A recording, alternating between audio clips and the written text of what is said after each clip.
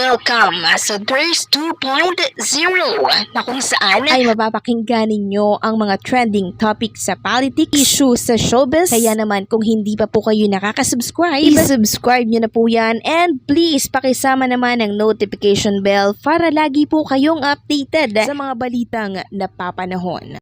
So ayun, andito na naman po tayo para magbigay ng mga latest at updated na mga balita tungkol sa ating mga Dabarkads. So unahin natin itong post ng News 5 na kung saan ay tungkol sa Dabarkads host natin na si Raisa May Dizon. Sabi po dito ni News 5, birthday Princess Raisa May, nag-uumapaw ang saya at ngiti sa mga retratong ibinahagi daw sa idinaos na 19th birthday celebration ni #Legit Dabarkads #Raisa May Dizon.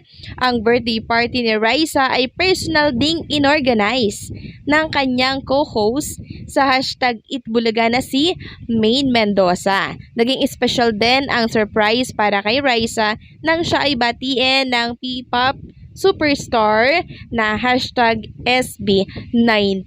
Grabe nga yun, ano? Kaya pala kilig na kilig itong si Raisa May Dizon. SB19 yung bumati sa kanya sa kanyang kaarawan. Grabe, no? Kaya nga sabi po ni Ma'am Jennifer, hindi na ito mauulit kasi ngayon lang siya, no, ito na yung last na teens siya kasi sa susunod na taon, 20 na siya. So, eto po yung ilan sa mga picture ni Raisa May Dizon mula po sa post ng News 5. So, ayan lang naman yung sinayang nyo, 'di ba? Isang Raisa May Dizon na napakarami ang nagmamahal. Samantalang, pag-usapan naman natin itong binahagi po ni Boss Joey sa kanyang Instagram account. Sabi nga po ni Boss Joey dito, "Thank you Big Del Rosario for the Turnable and the LPS. Wow, back to platter pushing this jockeying." So, napakinggan ko po yung kanta dito, and ito po yung mga song, mga old song ng TBJ, yung itanong mo sa akin. Yun po ang narinig natin.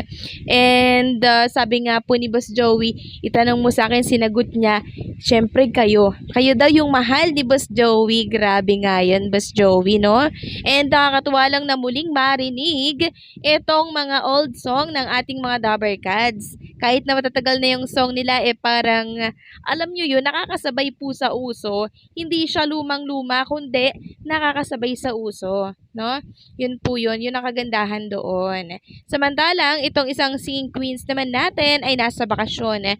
At nagbahagi din po siya ng kanyang IG story, video po ito actually, na kung saan ay makikita po na siya ay nasa dagat kasama ang kanyang mga pamilya.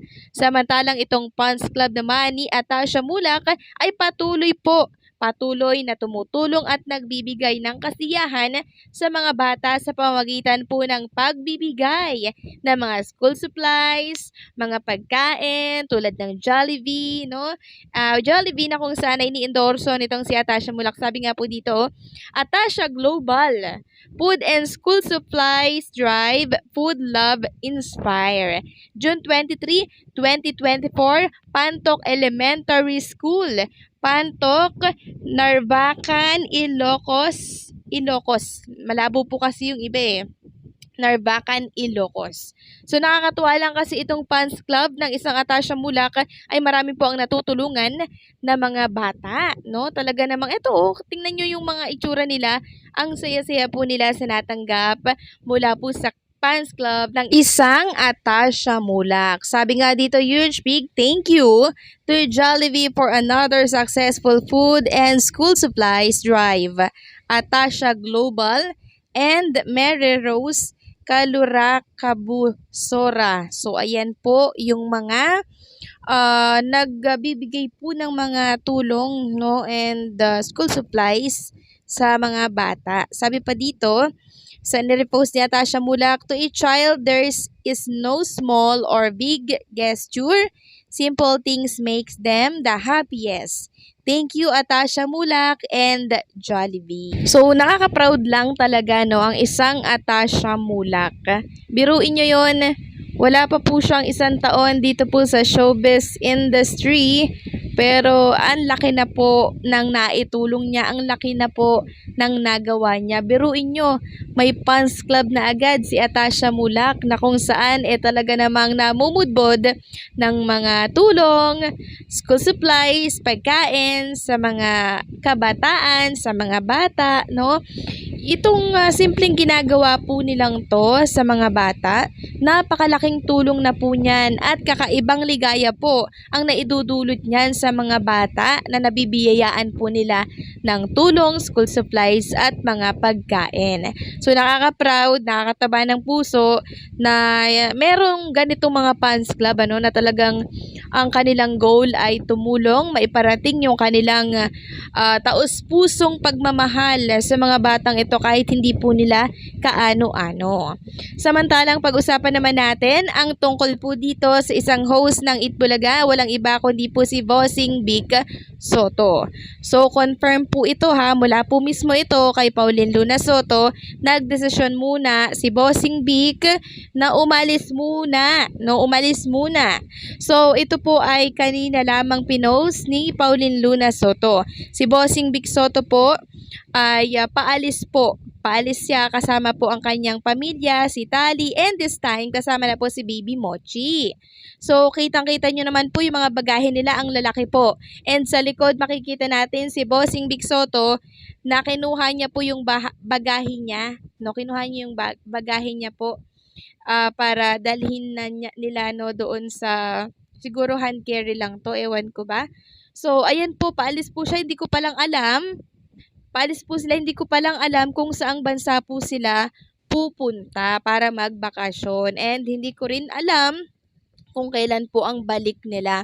Kasi isipin nyo naman, Monday, Tuesday, recorded na po ang mapapanood ninyong Itbulaga. Ang live po nila ay Miyerkules. Okay?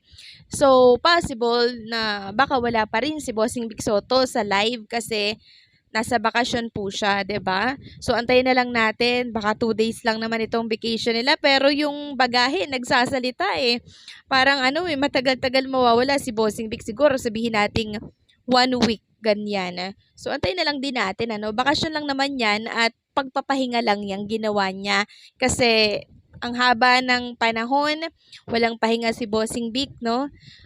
Kung inyong natatandaan, si Tito Soto nagbakasyon din, 'di ba, sa Los Angeles. Ngayon nandiyan na po siya. Ngayon si Vic Soto naman po yung papalit. Siya naman po yung magbabakasyon. Yun nga lang po, medyo hindi kompleto pag wala pong Bossing Vic Soto sa Itbulaga. Pero tiis na lang muna, kung makita natin na wala po si Bossing Vic dyan sa Itbulaga kasi deserve niya naman, syempre, na magpahinga and magbakasyon.